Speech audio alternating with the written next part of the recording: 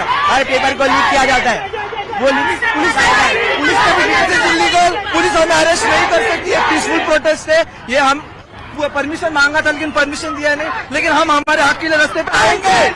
जो paper leak का जो प्रधान है शिक्षा मंत्री, तो उनका इस्तीफा चाहिए। तो बच्चे लोग इधर पढ़ लिखते हैं, माँ बाप बोलते हैं पेट को निचोड़ के पेट के लिए पैसा करते हैं और बच्चे लोग को सिखाते हैं।